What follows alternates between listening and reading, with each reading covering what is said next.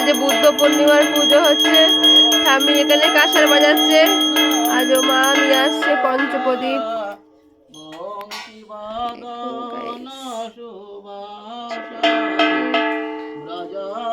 জনপালন আসুর কুলনা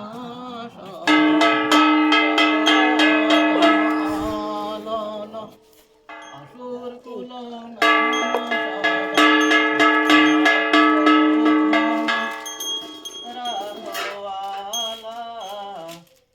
Yashomati Nandan Braj